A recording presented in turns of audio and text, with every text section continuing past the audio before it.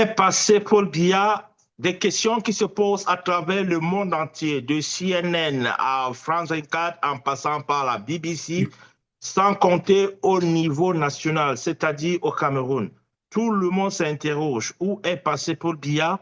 Nous allons essayer, nous aussi, de comprendre où il est passé, ce qui se passe avec l'état-major de l'armée nationale. Nous allons également et surtout nous concentrer sur notre promesse à nos auditeurs. Il était question qu'on fasse une émission spéciale Baboké numéro 2 et c'est ce que nous allons faire ce matin. Bonjour Yaoundé, bonjour Chantal Roger Tulé. Bonjour Washington, bonjour Chirac, bonjour à l'Afrique, berceau de l'humanité qui pleure ses enfants. Bonjour au Sénégal, plongé dans l'incertitude d'un parti politique qui vient de naître, celui de Diomaye Faye, on le voyait venir, qui a décidé d'affronter physiquement son mentor et son parrain d'hier, Ousmane Sonko. Bonjour au Mali, qui a fêté il y a quelques jours la conférence nationale souveraine, celle de 1991. C'était hier, où les résolutions avaient été prises de faire du Mali une terre de promesses, une terre d'avenir. Quelques atermoiements sans doute, mais n'en doutez jamais, le Mali réussira à sortir des fonds baptismaux et à présenter à la face du monde un pays serein, souverain, qui ira tout droit vers son destin. Bonjour aux Camerounais qui ont vécu avec émotion le tribalisme à ciel ouvert. Le président de l'Assemblée nationale, Théodore, je ne sais pas comment vous me direz son nom. Comment peut-on s'appeler comme... Comment? Datoua. Comment peut-on s'appeler comme ça et être intelligent? Datoua, Datoua, vous me direz. Eh bien, le président de l'Assemblée nationale, nommé, a reçu les élites de l'Ouest Bamileke dans son village natal. Le prétexte, c'était de remercier le président Paul Biya, qui l'a nommé président de l'Assemblée nationale en lieu et place de M. Kavaye Djibril. Cela me semblait quelque chose de complètement incongru parce que si c'était agi de remercier le président Biya, c'est à Yaoundé qu'il fallait faire cette sortie politique et médiatique et sans doute financière, puisque toutes les élites de l'Ouest Bamileke ont été mises à contribution pour rechercher l'argent qui a servi à l'organisation matérielle de l'événement. Et Théodore, vous avez dit date intelligent, on s'en fiche, a donc annoncé aux médias qu'il restait 40 millions de l'argent qui avait été cotisé et que cet argent ira pour acheter une machine pour les malades des reins, les dialyses à l'hôpital général de Bafoussam. Vous voyez, c'était un événement Bamileke, Ouest-Ouest. Et j'ai parlé avec des amis de l'Ouest Bamileke qui sont contre cette tribalisation de la fonction de président de l'Assemblée nationale. À ce sujet, il s'élève déjà des voix pour dire que seules quelques personnes de Bangou, de l'entourage immédiat de M. Datoua, Théodore ou Christophe, c'est des prénoms d'une certaine époque, que ces personnes ont bénéficié de l'oreille attentive de l'actuel président de l'Assemblée nationale. Voyez-vous, même au sein du tribalisme, il y a encore un peu de tribalisme. Quel est le propos? Le propos est que quand on a été nommé à Yaoundé, c'est à Yaoundé qu'il faut faire la fête, pas à Bangou. Celui qui a nommé M. Datoua n'est pas le chef de Bangou. C'est M. Paul Biya, le chef de tous les Camerounais. Et le président de l'Assemblée nationale, précisément, est le président de tous les Camerounais. Donc, il me semble qu'il y a eu là une erreur d'appréciation. Ensuite, M. Datoua est allé rendre visite à l'intérieur d'une usine dont la rumeur largement répandue pense que c'est bien une des usines du couple Babouki Oswald. Il a reçu pendant de très longues minutes une certaine dame, Madame Tamé Patricia, vous compléterez le nom, qui a anime la polémique au Cameroun depuis plusieurs semaines Tamé depuis les affaires Babouké. Patricia Datois? Voilà Tamé Patricia, qui donc a reçu M. Datour et a présenté l'usine que tout le monde attribue à Babouké comme étant le modèle de l'industrialisation du Cameroun. Vous faites le rapport, ça veut dire celui qui a volé l'argent, qu'il en a un peu investi au Cameroun, devient un modèle dès lors qu'il est proche de la famille du président de l'Assemblée nationale. En tout cas, notre enquête à nous sur toutes les sociétés attribuées à M. Babouké à raison se poursuit toujours. Et celle-là, nous avons de forts indices de penser que ce n'est pas Mme Tamé qui en est la légitime propriétaire. Et que la loi qui circule sur les complicités des fonctionnaires qui font les affaires, que cette loi, oui, punit très lourdement les contrevenants. À côté de M. Datour qui allait remercier ses grands-mères et ses grands-pères et ses cousins pour avoir été nommés par Paul Biya, il y a eu un autre événement national au Cameroun, celui de l'armée de la République, la Grande Muette.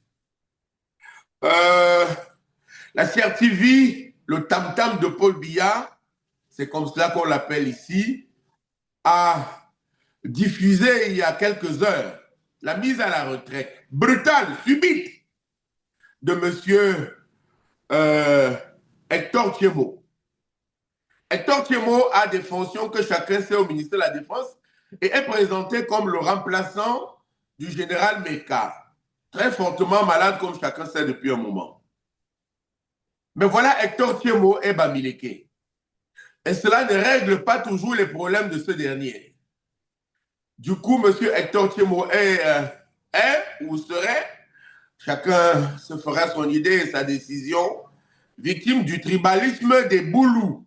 C'est ainsi que c'est présenté ici, qui ne veulent pas avoir un Bamileke comme successeur dans les forces armées du Cameroun.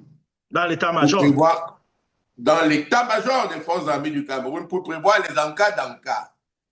C'est-à-dire d'accord pour qu'il y ait éventuellement un coup d'État, mais non, si cela est fait par un Bamileke.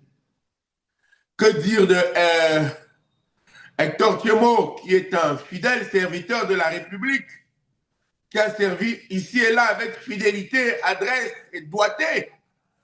Que dire de ce haut cadre de nos forces armées qui a toujours été un modèle? Sinon que chacun a droit à sa chose, c'est que sa mise à la retraite subite interroge plusieurs personnes, à commencer par lui-même.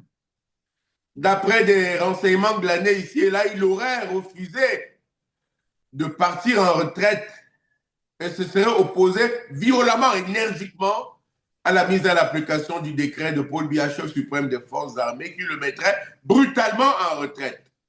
Parce que dit-il, dirait-il, disait-il, voyez mon embarras, que ce décret n'est pas signé de Paul Biya, mais de quelques-uns de ses ennemis. Ainsi va le Cameroun en l'absence de Paul Biya.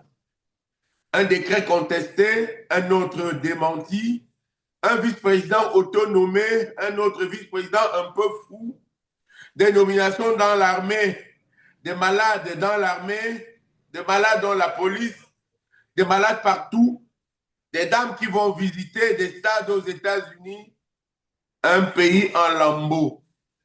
Cela vous donne un Cameroun, le pays de la Vierge Marie, où l'homosexualité a pris d'assaut tous les cercles du pouvoir et tous les milieux estudiantins, à la barbe de tout le monde, alors même que cette chose, dixit Paul Biya, est interdite par le code pénal du Cameroun. Ça vous donne un Cameroun qui vous donne un pays nain,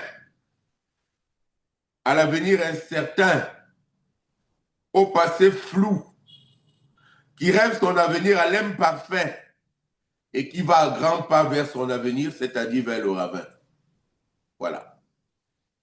Bonjour donc à tous nos auditeurs, bonjour à l'Afrique positive, bonjour au monde entier, bonjour à l'argent, bonjour au roi argent qui a réussi à détourner même celui qu'on présentait comme le modèle Infantino à la FIFA.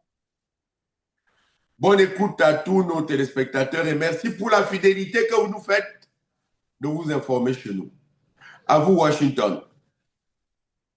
Justement, merci pour ce tour de l'actualité mondiale, Chantal Roger-Tulé. On va certainement revenir sur la situation au Mali également. Mais avant cela, essayons de nous interroger. Tous les médias du monde s'interrogent sur l'absence de Paul Biya. Nous sommes au 54e jour. Même les médias américains très loin du Cameroun, qui très souvent sont restés loin de l'actualité en Afrique subsaharienne, s'interrogent. On a vu les grands titres ce matin. Alors, où est passé Paul Biya, Chantal Roger-Tulé? Paul Biya est malade. C'est désormais un secret de Polichinelle. Le ministre de la Communication, porte-parole du gouvernement, a annoncé des petits soucis de santé. Le ministre du Travail, M. Grégoire Ouna, a annoncé un congé. Alors même qu'un congé dans la fonction publique, c'est 30 jours pour les fonctionnaires. Mais il faut préciser à l'attention de M. Grégoire Ouna que M. Paul Biya n'est pas un fonctionnaire. Il est détenteur d'un mandat du peuple camerounais. Il n'a pas droit à ce congé dans la forme que M. le ministre du Travail voulait lui donner. Donc, il y a bel et bien absence de M. Paul Biya du territoire national, cela bientôt depuis 50 jours, plus de 50 jours. Cela pose problème. Parce que la Constitution, dans toutes ses dispositions, dit qu'une telle absence entraîne de facto la constatation de l'absence de tout pouvoir en tant qu'instance directionnelle de la République, de la nation et du pays. C'est-à-dire qu'en ce moment où je vous parle, le Cameroun n'a pas de président de la République. Le Cameroun n'est pas gouverné. La loi parle de 45 minutes, de 45 jours. Nous sommes allés au-delà de 45 jours. Rappelez-vous, il fut un moment où le président Biya avait fait 30 jours, 39 jours, était revenu en catastrophe. Quand un magistrat astronome avait annoncé qu'il était en train de franchir la ligne rouge. Aujourd'hui, on trouve des excuses. Et les supputations vont dans tous les sens. La première le dit très malade. Elle dit qu'il a subi une amputation de la jambe et qu'il a des difficultés de locomotion. La deuxième supputation, toujours une rumeur sans doute, dit qu'il a subi 2 lourdes opérations de ses 2 jambes. La troisième, qui a cours depuis quelques jours, dit qu'il a également subi une très lourde opération chirurgicale dans son cœur.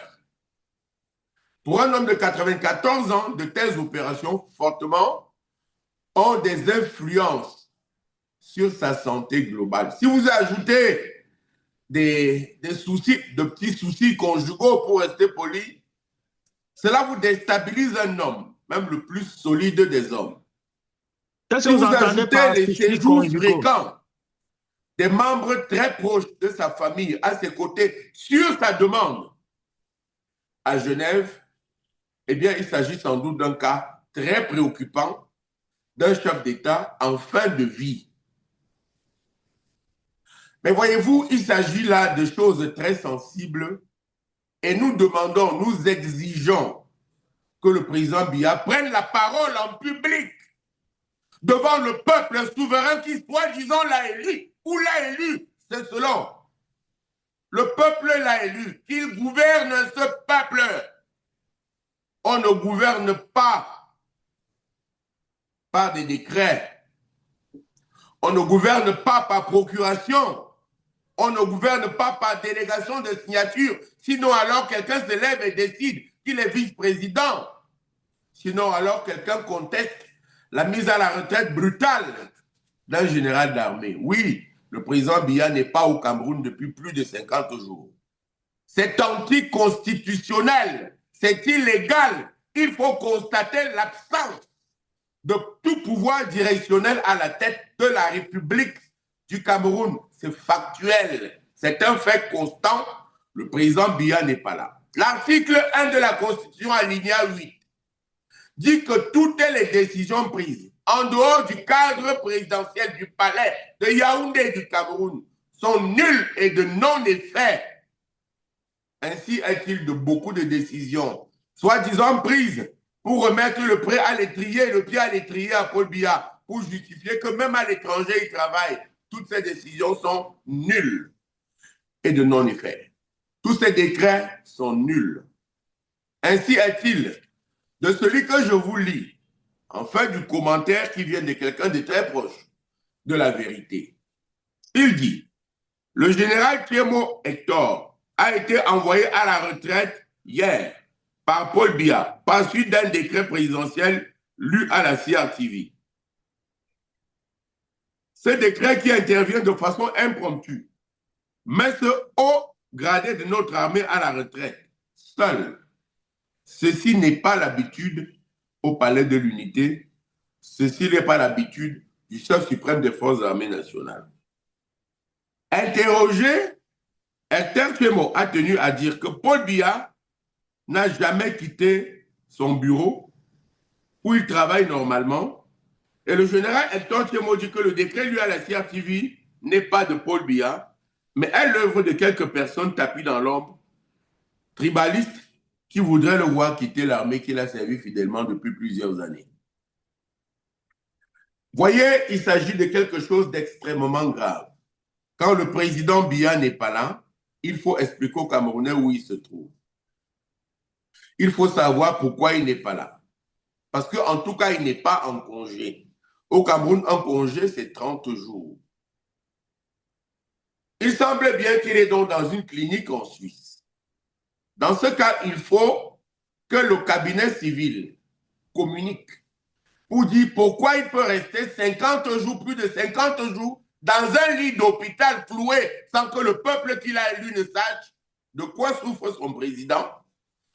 Est-ce que la maladie est grave? Pourquoi il reste-t-il autant de temps alité? C'est important, c'est essentiel, c'est obligatoire. Nous prétendons une démocratie, et bien dans les démocraties, on dit où se trouve le président. On dit que toutes les décisions qu'il prend hors de Yaoundé sont nulles et de non-effet. On dit qu'il est très malade quand c'est le cas. Et on annonce que l'État est en danger. Quand un président n'est pas là, l'État est en danger. C'est constant. Pour entrer dans votre question, où est-il? Oui, en Suisse. Se porte-t-il bien? Non, sans doute. Peut-il gouverner le président à partir de la Suisse? Non, certainement. Est-il toujours le président de la République? On se le pose comme question au Cameroun. Le tocsin est-il toujours au centre de l'Église? Devait-il, oui ou non, se représenter à cette élection présidentielle? N'était-ce pas une élection de trop? Vous parlez du général Hector Thiemo, il s'agit de plusieurs dérèglements. Il s'agit d'une dame qui a pris en otage la SNH. Vous avez lu comme moi ce matin les graves soucis de santé de M. Moudiki, qui semble-t-il est désormais sur un pouce-pouce, un poule roulant. On a cité également d'autres hauts gradés de notre armée du Cameroun, la Sûreté nationale, où tout le monde a des soucis de santé pour amener à bien une transition. Même de façon étatique, il faut un chef d'État lucide, un chef d'État en bonne santé, même temporairement. Cela manque au Cameroun aujourd'hui. Voilà. Alors, Chantal, lorsqu'on est dans un contexte où tout un chef d'État-major de l'armée adjoint doute d'une signature qui le met en retraite, et puis on se souvient qu'il y a quelques années, 2 ou 3 ans, il y a un général de division, notamment en Gambou, qui avait aussi mis en retraite d'une manière aussi cavalière, bizarre. Est-ce que cela peut nous amener à penser à cela et suggérer quelques doutes? Cela non seulement ajoute des doutes, mais cela est grave pour le compte de l'armée de la République, qui est engagée dans 3 fronts à l'Est, avec les réfugiés, les incursions des Centrafricains, au nord, à l'extrême nord, avec Boko Haram, et au Nozo, avec la guerre qui a recommencé à être très meurtrière. Depuis quelques jours, vous avez vu les assassinats de ces enseignants, de cet arbitre de football et de beaucoup d'autres citoyens qui demandaient qu'à vivre. Cela est grave, très grave dans l'armée. Parce que cela, ce dysfonctionnement entraîne des multiples petites armées, des armées dans l'armée. Et en général, cela entraîne des guerres civiles. C'est pour cela que c'est grave. J'attirais l'attention du peuple du Cameroun déjà à une époque où pendant deux sessions, le chef suprême des forces armées, M. Paul Biadon, n'était pas allé à la sortie des jeunes soldats de l'EMIA, des jeunes officiers de l'EMIA.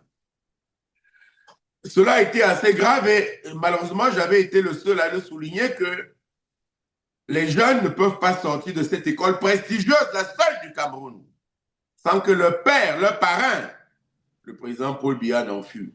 Et que le message lu par monsieur le ministre de la Défense n'avait pas eu le même impact que celui qu'aurait eu deux ou trois phrases seulement du président de la République, chef suprême des forces armées. Alors, vous avez les mêmes dysfonctionnements dans les budgets alloués à un ministère aussi difficile que la défense, où on a connu des tensions de salaire. C'est inadmissible. Où il faut mettre des gens à la retraite, il faut pouvoir à leur argent de retraite. Où il y a des gens qui meurent au front, il faut pouvoir aux besoins de leurs veuves et de leurs orphelins. Cela est grave. Et chaque fois qu'il y a une quasi-vacance à la tête de l'État, n'en déplaise aux bonimenteurs, oui, cela est très grave et met même la vie de la République en danger. Et c'est le rôle des hommes politiques dont je suis de dire que le Cameroun est au bord du gouffre, qu'il faut arrêter ce massacre. On ne peut pas tromper tout le peuple tout le temps. Où est le président? Que fait le président? À ce sujet, il y a, sortons par là, 13 ministres, dont quelques-uns que je pourrais vous citer tout à l'heure, qui n'ont pas requis l'anonymat, qui ont annoncé que s'il y a un remaniement aujourd'hui et que leur nom ne figurait pas parmi les ministres reconduits, ils ne partiraient pas de leur poste. Ils sont 13.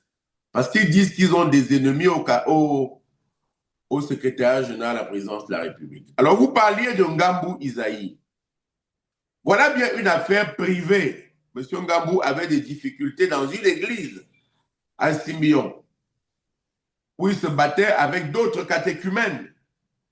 Eh bien, ces catéchumènes ont contacté le ministre de l'administration territoriale et de fil en aiguille, l'affaire est arrivée au palais. Monsieur Ngambou Isaïe a été présenté comme un fauteur de troubles.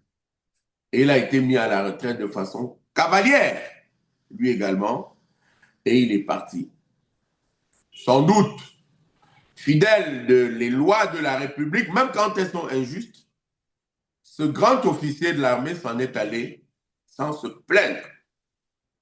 Il semble bien que ce n'est pas le cas pour Thiemo Hector qui a décidé qu'il abattrait, je parle au conditionnel, quiconque s'aventurerait vers son bureau pour l'en faire sortir. Vous voyez dans quelle cacophonie nous allons. Bientôt, vous et moi, on dirait également que si on nous décide de ne pas publier notre émission Panorama Papers, eh bien, on demandera à Paul Biya de nous l'interdire lui-même, sinon on continuera nous autres à produire. On n'en est pas là, heureusement. Nous sommes, vous, là-bas aux États-Unis, dans un pays démocratique, et je sais que nous allons travailler sereinement.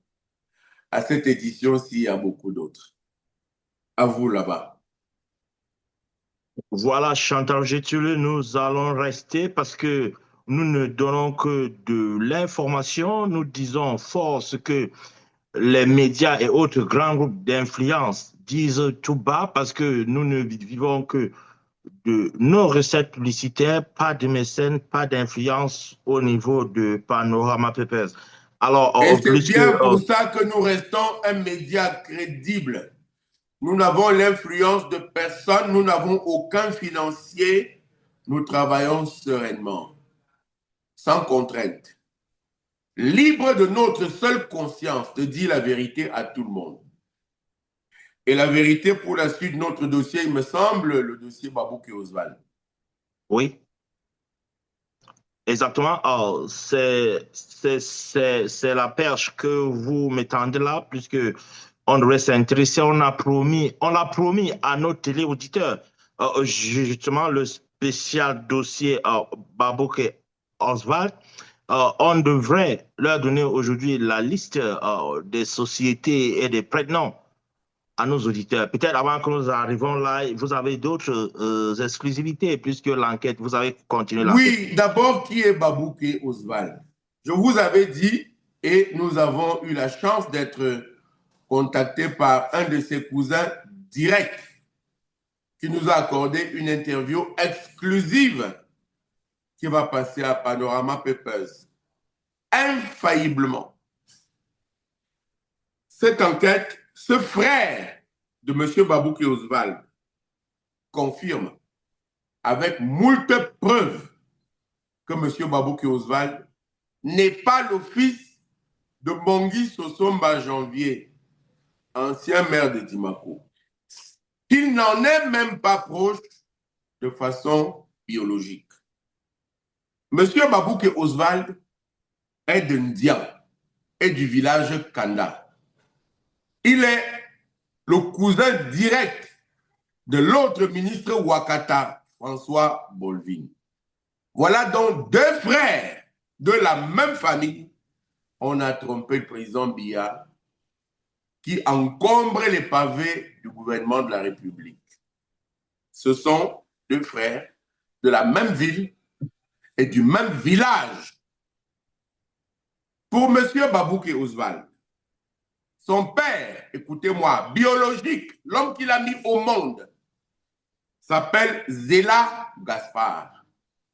Zéla Gaspard. Avec Zéla Gaspard, il y a M. Babouke et deux filles. Je vous donnerai leur nom tout à l'heure. À la mort de M. Zéla Gaspard, la mère de Babouke s'est remariée à un homme qui s'appelait Saké Douleur. Et il y a eu 3 filles également de cette union. Pourquoi j'en parle? C'est à l'entame d'un dossier que nous allons et que ce jeune nous a amené avec l'inventaire de tous les cousins, de tous les frères du vice-président, du presque vice-président du Cameroun, qu'on présente comme propriétaire de la moitié des sociétés du Cameroun. Eh bien, tous ces cousins directs sont au chômage, sont dans la misère, croupissent dans la famine, dans la gale et dans la pauvreté. Vous savez, quand vous dirigez un patrimoine, que vous volez, que vous détournez, si vous en faites partager un peu autour de vous, les gens à qui vous donnez deviennent un peu complices. Et ils se taisent. Dans la mafia, c'est l'omerta. Et dans la mafia, je voulais y arriver, on pense prioritairement à sa famille.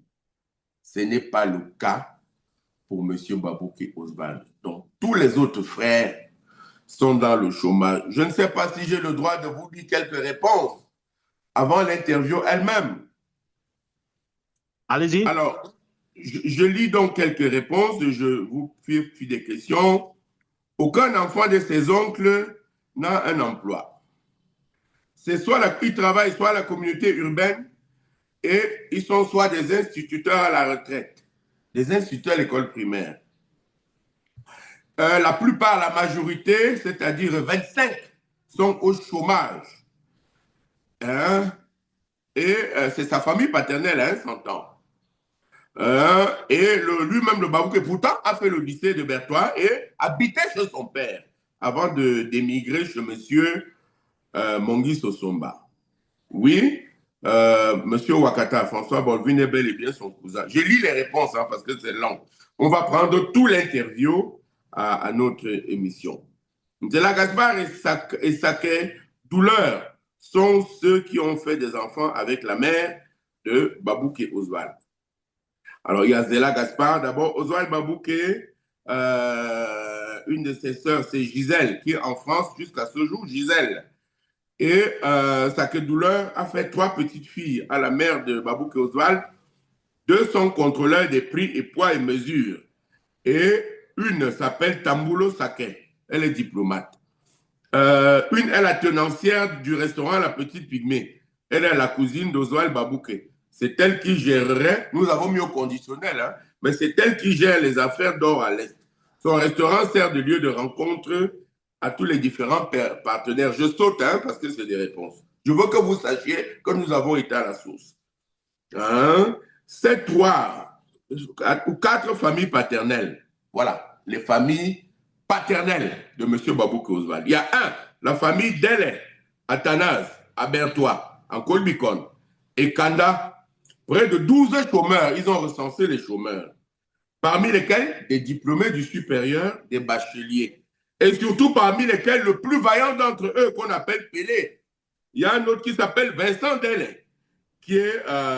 tous ont grandi avec Babouké Oswald, évidemment. Il y en a à Femme 2, la grande famille de Ndozeng. Rappelez-vous ce haut cadre des finances qui a beaucoup de misère aujourd'hui parce qu'on pense qu'il va devenir ministre en lieu et place de M. Babouké. Il y en a un qui habite à Mokolo, au carrefour du stade, où Babouké lui-même a vécu. Dans le quartier, il y a les enfants de ses oncles paternels, Bagonda et Bigone. Tous n'ont pas d'emploi. Tous ces cousins-là, hein, les enfants de Bagonda et de Bigone, qui sont pourtant ses cousins directs, et dont un est diplômé de l'enseignement supérieur. La majorité de ses cousins, comme moi-même, nous avons le bac, et nous chômons, et nous avons l'impression qu'on nous a bloqué tous les concours d'entrée à la fonction publique. Demandez-vous qui nous a bloqués. Au quartier Colbisson, derrière l'hôtel Léna, habite Pelé Vincent, Delay, Honorine Niazil, qui est retraité de l'ENEO. Et il y a ses cousins autres, la liste est longue. Leurs enfants également sont des chômeurs. À Mokolo, au carrefour du stade, derrière, on appelle le quartier Soumangué, il y a Emama, il y a Michel Noya, il y a leurs sœurs, ses cousins alors, hein, qui sont tous là, et qui ont fait une liste de tous ceux qui sont en chômage et qui sont prêts tous à venir parler à Panorama Papers. Je vous les donnerai, nous avons déjà les bandes. À Bodomo, derrière la cathédrale Sainte-Famille, il y a les enfants de Essomba, juste un policier. Ils ont juste eux un policier et le reste sont des instituteurs vacataires et un infirmier qui travaille dans les brousses. Il s'appelle Julien Teyan. Julien Teyan. C'est son seul frère qui est infirmier qui travaille en brousse. La liste de nos cousins qui chôment est longue, très cher frère de Panorama Papers et de l'Éveil de l'Est. Je vous ai établi la liste, je vous l'envoie par le car prochainement pour qu'elle ne soit pas interceptée. Allez au stationnement, vous aurez la liste, c'est mieux. Et j'ai enregistré, le son n'est pas bon, mais si vous avez de l'argent, je me déplace pour Yaoundé avec ma petite sœur. La dernière fois que Babouké est arrivé au village, c'était il y a 3 ans, à l'occasion du décès de la mère de Bele Amougou. Et c'est maintenant qu'il est parti sans avoir accordé, même une minute au chef de village. Hein? Certains disent que parce qu'il y a eu un vol de 7 millions pour fabriquer les tombes.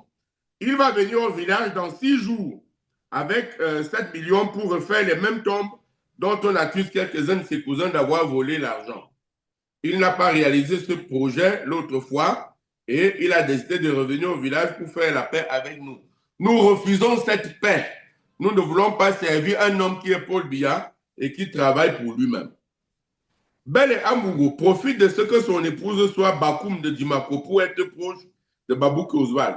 Une dernière précision, Zéla Gaspard et Saket Douleur, bien que travailleurs, ils étaient deux de bons amis et coéquipiers dans l'équipe de football de Street de Dimako. Sauf que Zéla vivait plus à Bertois et Saket à Dimako. Les autres enfants de Zéla Gaspard font le couscous dans les tournes d'eau. Les enfants de Zéla Gaspard. Les autres enfants de Zéla Gaspard font le couscous dans les tourneaux d'eau à Bertois, derrière la cathédrale Sainte-Famille à Bodomo, derrière Soakam, où se trouve la famille de Zéla Gaspard, de regretter mémoire, c'est-à-dire les frères de Babouké.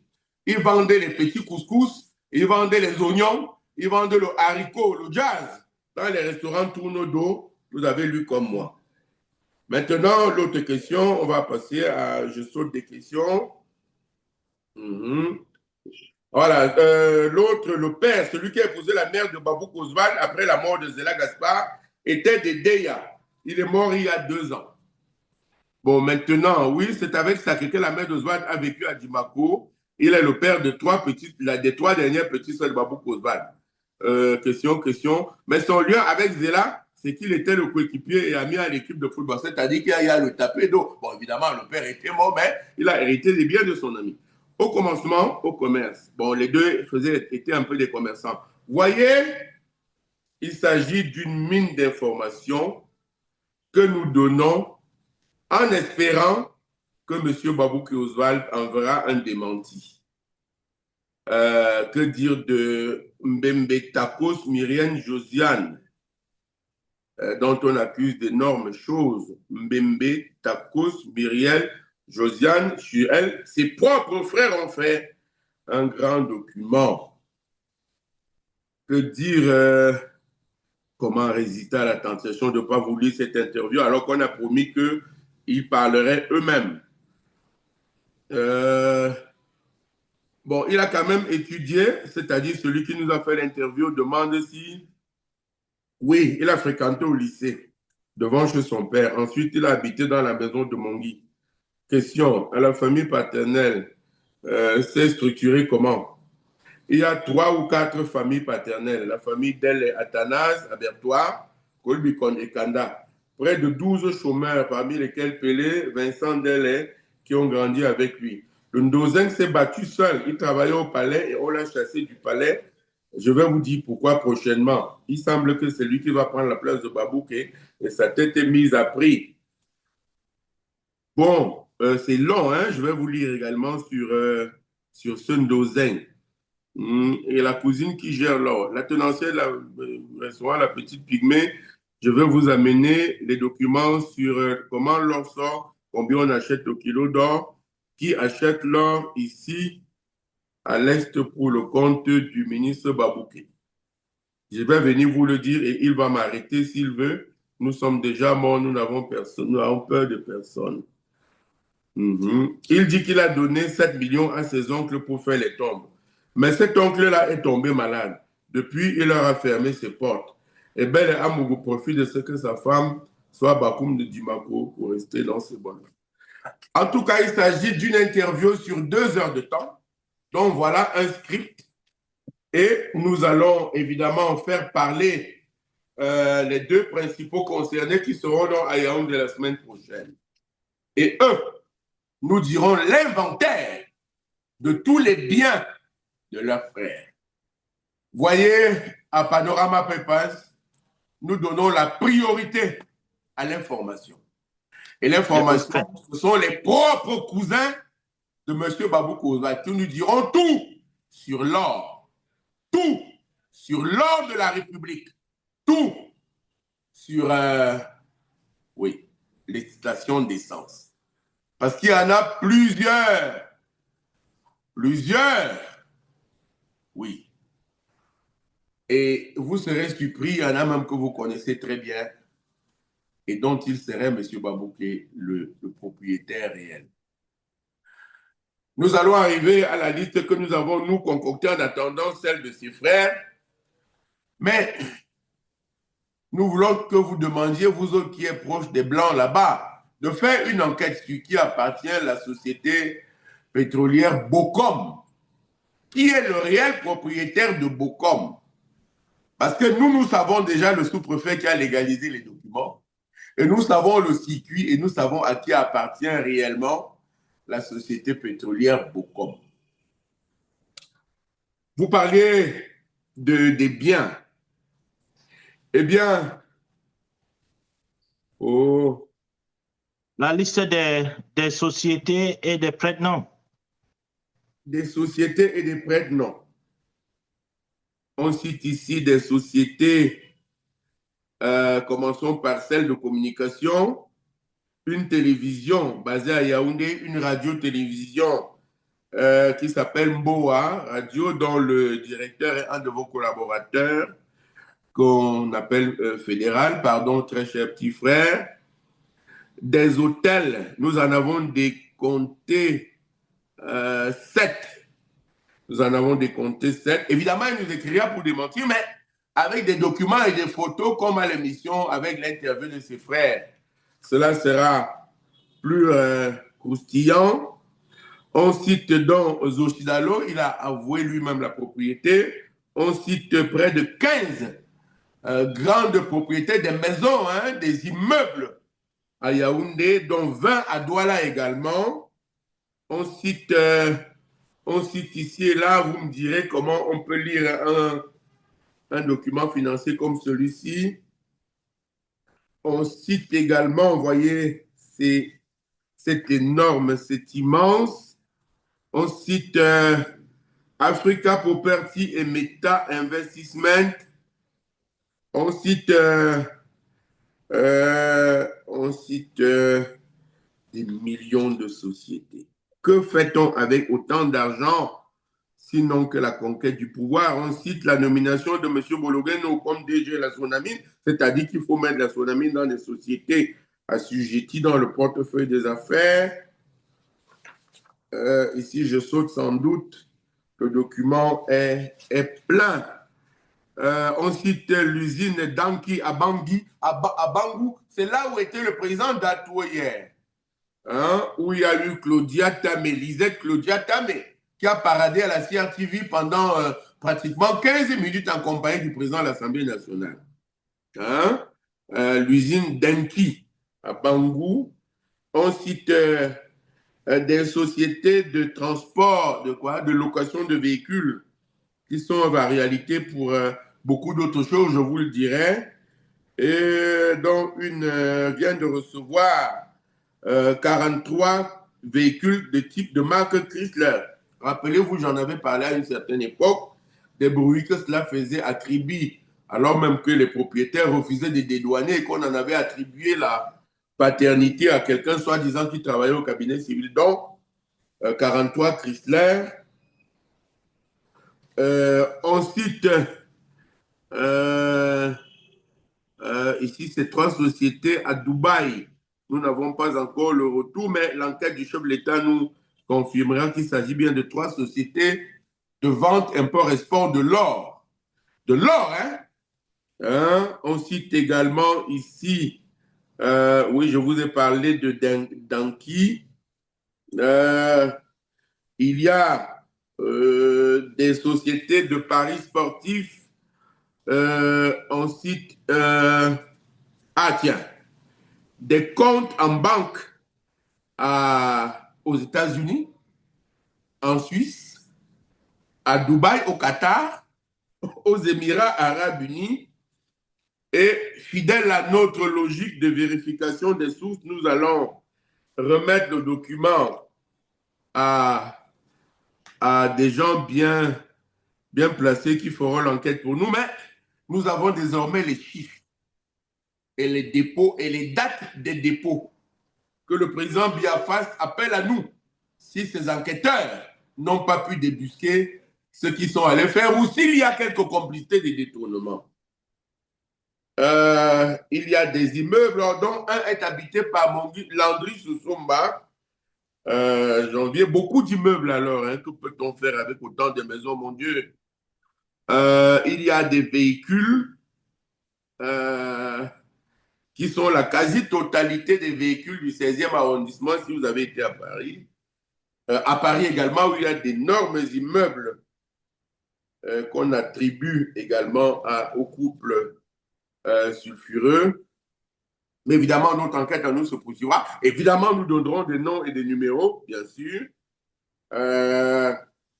Il y a la société libanaise Prométal, leader de l'acier au Cameroun, toujours cité.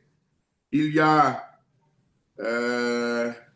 des sociétés de sa fille, où sa fille sert de prête-nom, la pseudo-médecin, la maman d'un très joli bébé né en famille. Il y a.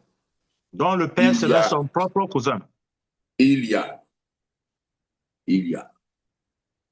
oui, dans la généalogie, dont la biologie est sujette à beaucoup de choses innommables, inacceptables dans une famille où on dit être des chrétiens. Mais nous allons revenir dessus, bien évidemment. sur qui est ce jeune garçon qui est né, qui est supposé être le fils ou la fille d'Indira Babouké, qui en est le père réel, et pourquoi a-t-on caché la naissance de ce jeune garçon? Justement, Chantal Roger, lorsqu'un fonctionnaire, un fonctionnaire qui est supposé toucher 317 000 francs CFA a autant de voitures, autant de biens, alors que le pays est en cessation de paiement. Les enseignants ne n'ont pas payé. Comment est-ce qu'on peut expliquer tout cela? Pas que les enseignants. Rappelez-vous, il y a 2 mois, les fonctionnaires, les militaires du BIR ont fait 1 mois et demi sans salaire. Le BIR, le cœur de l'armée de la République. Associés à eux les infirmiers, associés à eux les enseignants. Le Cameroun est un grand malade. Un pays aux finances sur béquille. Un pays financièrement anémié, en cessation de paiement. La loi au Cameroun dit que sur simple dénonciation, le procureur de la République ouvre une instruction. Quand il y a autant de dénonciations dans les médias et dans les réseaux sociaux, les procureurs à travers la République devraient ouvrir au moins une instruction. C'est obligatoire. Et les hommes politiques, dont moi-même, qui avons à cœur de défendre la fortune de la République, nous allons embrayer pour demander d'où viennent tous ces biens, parce que nous connaissons le salaire des fonctionnaires de la fonction publique et parce que nous connaissons exactement le salaire de M. Babouké Ozal, au franc près, exactement le salaire de Mme Awap Crescence, désormais Babouké Crescence, au franc près. Et la dîme à leur église, si ces biens sont réels, ces biens qu'on leur attribue, eh bien, ont des comptes à rendre à la justice, à la République, au peuple du Cameroun. En attendant, il faut que l'un et l'autre sachent qu'ils seront jugés, que le peuple a la mémoire. Monsieur Mebengo Edgar Alain est bel et bien en prison avec son épouse. Un de ses fils a bel et bien un mandat d'arrêt contre lui. Cela n'arrive pas qu'aux voisins. Et monsieur Mebengo, quand vous regardez ce qu'il a fait, n'a pas fait la moitié de ce qu'on attribue au couple Babouké. On attribue à tort ou à raison. Je voulais ce matin qu'on parle donc d'abord de sa famille, et parce que nous avons donc désormais les 2 interviews que nous allons publier, pour que chacun voit à quel niveau peut aller l'ambition, pour que chacun voit les imprudences des hommes politiques des tropiques qui ont la prétention de gouverner le peuple noble du Cameroun. Pour ceux qui connaissent M. Biya, la seule chose où il est féroce, redoutable et violent, c'est quand vous touchez à son pouvoir. M. Ababa est en prison en réalité pour cela. M. Mbara sans doute également. M. Mebengo Edgar Alain, oui. M. Langena Urbain Alain, on a dit des choses qui ont trait au match de football, mais enfin. Oui, tous, à un moment donné, M. Mara Famidou Yaya ont eu la prétention de gérer le Cameroun. Chacun sait où ils sont. Pour quelques détenteurs des décrets qui nomment des gens vice-présidents par la CRTV, il semble bien qu'il faut une justice équitable, une justice juste. Pour ce qui concerne l'Est, l'Est n'a pas besoin de ce genre de chef de l'État qui ne peut pas savoir falsifier un décret, qui ne donne rien à ses frères et qui a une telle boulimie. L'Est mérite mieux. L'Est aura mieux. Voilà. Voilà, Chantal Roger, l'Est aura mieux, encore que c'est une région, c'est l'une des régions du Cameroun les plus riches, après le Sud-Ouest sûrement, disons devant le Sud-Ouest. Alors, mais entre autres, il y a des manœuvres au niveau du Sénat pour la succession de Paul Biya. Il y a le président du Sénat, oui, dont on dit qu'il a désormais lui-même des idées pour la succession de Paul Biya et qui travaillerait avec le président du Nigeria M. Tinubu, et il y aurait arrêté la chaise sur laquelle vous êtes assis, qu'il y aurait près de 125 bœufs qui auraient déjà été enterrés vivants à Yaoundé, dans les collines. Il semble qu'on prend la photo du président Biya, qu'on l'enfonce dans l'anus, pardon de dire les choses brutalement, dans l'anus d'une vache, et on enterre la vache vivante.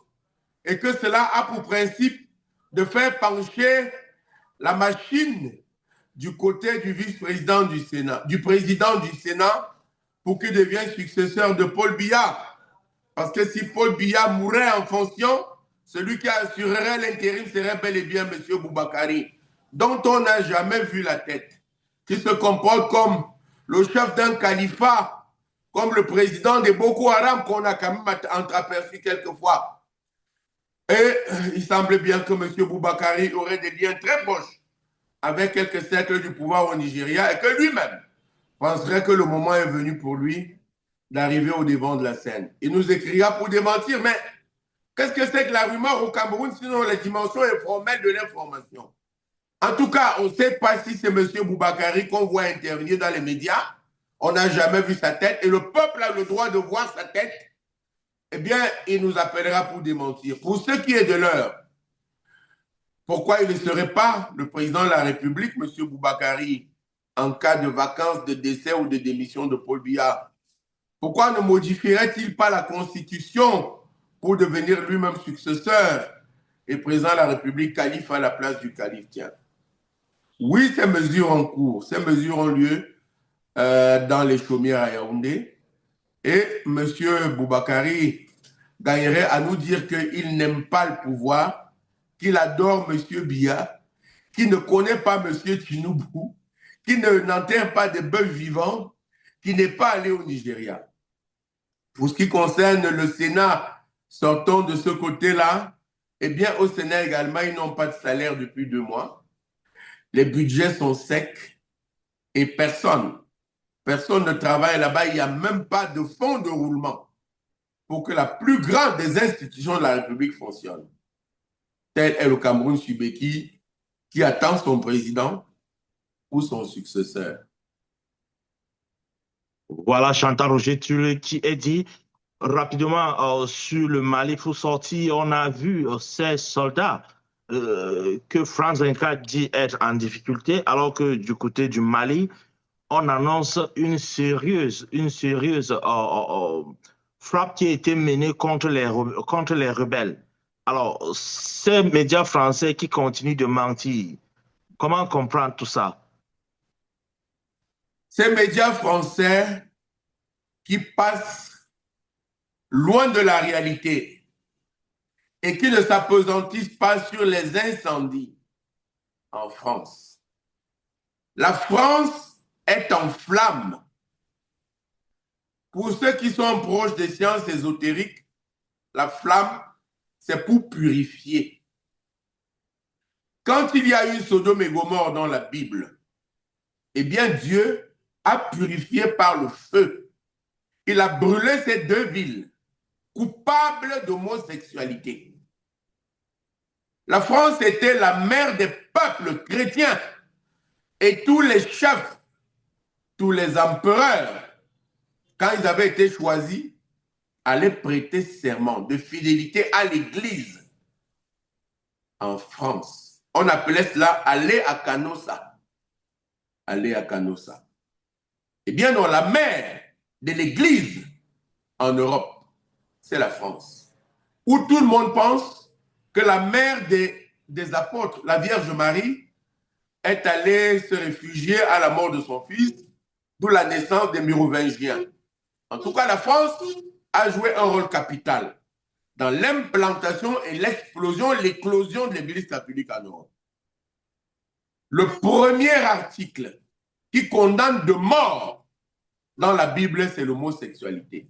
La France est le premier pays à avoir encouragé, salué, légalisé l'homosexualité, encouragé, salué, légaliser les mariages homosexuels, encourager, féliciter légaliser que les couples homosexuels adoptent les enfants des couples hétéros. Le président Macron a appelé cela la déconstruction. Lui-même, dont on pense qu'il a épousé un homme parce que son épouse actuelle serait un garçon. Et qu'il n'y a jamais eu les tests ADN que tout le monde demande depuis à Madame Trogneux. Elle s'appelle comme ça Brigitte Macron. Madame Trogneux ou Monsieur Trogneux, il nous dira enfin la vérité, Monsieur Macron. Et que tout le monde demande à savoir si Monsieur Trogneux qui a gouverné avec Monsieur Macron était un homme ou une femme. Ou c'est un trans. Pour entrer donc sur la France est le centre du péché. Dans la Bible, c'est écrit, quiconque aura une relation sexuelle coupable avec un homme du même sexe que lui sera puni de mort. La France, la mère de l'Église, a adoubé, a consacré l'homosexualité comme une pratique.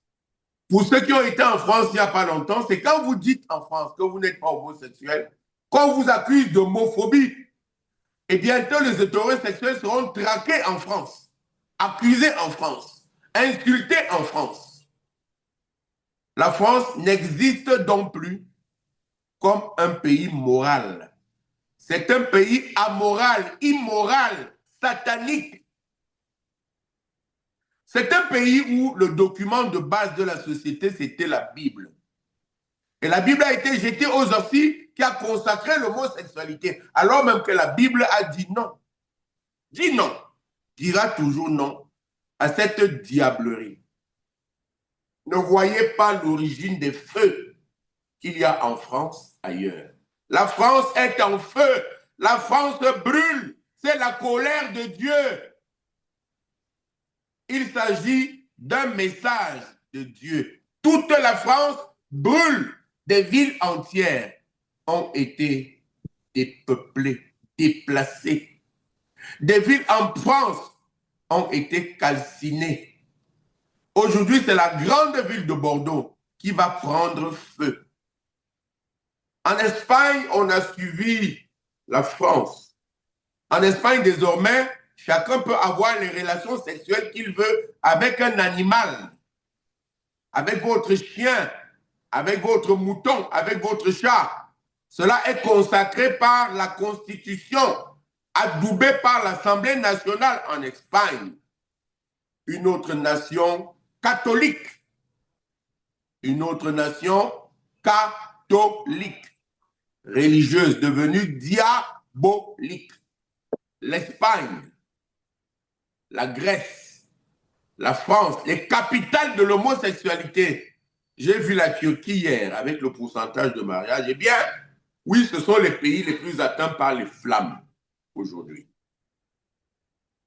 Que la France donc s'occupe de balayer devant sa case et d'expliquer au monde si Brigitte Macron, Monsieur Trogneux ou Madame Trogneux, c'est son nom de jeune fille ou de jeune garçon, était bel et bien un garçon ou une fille. Au lieu d'appeler des gens qui se battent pour leur dignité, pour leur indépendance, que c'est la soldatesque de Bamako, et d'appeler les bandits, que ce sont des indépendantistes qui veulent l'indépendance totale et réelle du Mali, comme ça a été à nouveau un article hier à France 24. Quelle est la conclusion de mon propos? Il est qu'un pays qui n'a plus de repères comme la France n'a pas le droit d'avoir des repères pour ce qui concerne la vie des autres. Parce que la polygamie chez nous est une vertu. L'homosexualité chez nous est une diablerie. Et c'est la vérité, le peuple du Mali se bat pour son indépendance. Et un peuple fier qui se bat pour son indépendance ne peut que réussir à se libérer. Parce que tel est le vœu de Dieu. Dieu qui n'est plus avec la France, le pays du diable. Avez-vous vu le musicien qui est mort hier dans sa chambre en France, qui a instauré l'hymne à la fin des Jeux olympiques en France? Savez-vous quelles étaient ses pratiques sexuelles? Savez-vous pourquoi tous font des pactes pardon pour la mémoire de celui qui est mort hier, je n'en ai pas les preuves, mais il est de lui comme de plusieurs qui font des pactes avec le diable pour vivre riche, célèbre et mourir jeune. C'est ce pays-là, la France, qui prétend devoir donner des leçons aux autres. Savez-vous que M. Bolloré, aujourd'hui, finance l'extrême droite qui certainement arrivera en France au pouvoir par Mme Le Pen ou par Mme M. Bardella. Et qu'aujourd'hui, les médias, pour la France, mère des nations, mère des indépendances, est désormais un pays de désaxés. On dit ça à l'Afrique, un pays de fous. Quand un homme dit à un autre, allons nous coucher, c'est un fou. C'est un animal. Quand un homme dit à un autre, enlève ton caleçon, il est un fou. Il est un animal. Ça ne s'appelle pas autrement. Ce sont des animaux. Et sortons par une note agréable. Dieu de cette époque-là était quand même un Dieu plus vif. Le Dieu d'aujourd'hui est devenu un Dieu démocrate qui met toutes ses décisions aux élections. À l'époque, Dieu, quand deux hommes s'accouplent, Dieu décide, un d'entre eux qu'on soit, un devient enceinte, et on voit comment il fera pour accoucher. À bientôt, à très bientôt. Ne citez plus la France. Ce fut un pays. C'est désormais un endroit, un machin. Bientôt, Roger Chantal Tuleux. Merci à tous nos correspondants à travers le monde. Nous saluons Hugo Fouquet et Martin Lemur du côté de la France ce matin.